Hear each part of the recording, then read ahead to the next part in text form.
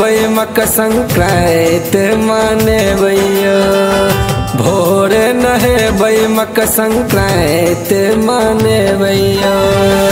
तिल चौर बहबै माँ और दादी के, भोर नहे बैमक संक्रांति माने भैया, भोर नहे बैमक संक्रांति माने भैया। तिल चौर बहबै माँ और दादी के, भोर नहे बैमक संक्रांति माने भैया, भोर नहे बैमक संक्रांति माने भैया।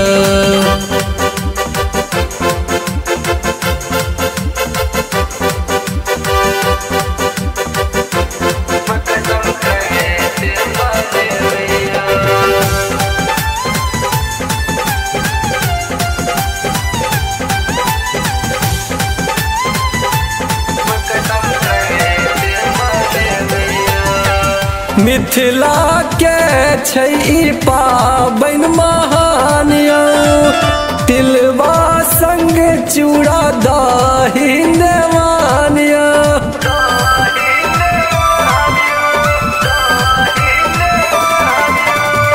मिथिला के छै ई पाबनि महान यौ, तिलवा संग चूड़ा दही नेवान यौ।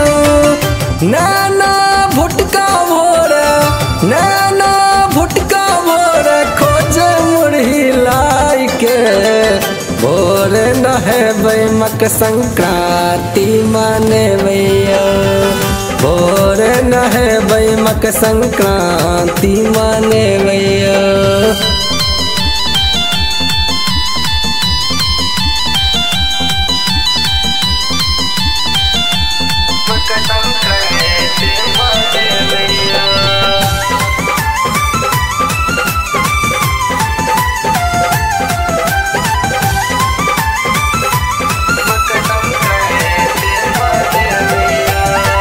दाई माई का रहलै सब ओरियान यौ, सबके कहत करू ने स्नान यौ।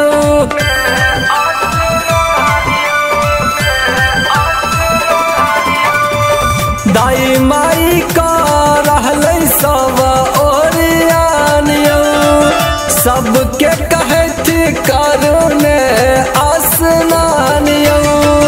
खिस्सा पिहानी में, खिस्सा पिहानी में डुबकी मिले लाई के, भोर नहे बैमक संक्रांति माने भैया, भोर नहे बैमक संक्रांति माने भैया।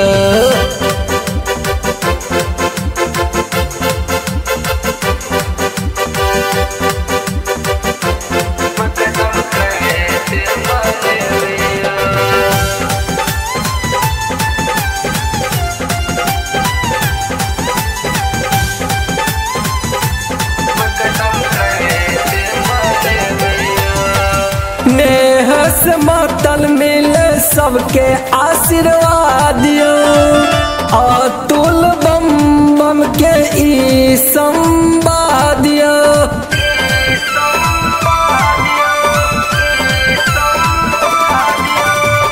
नेहस मातल मिले सबके आशीर्वाद यौ, अतुल बम बम के ई संवाद यौ।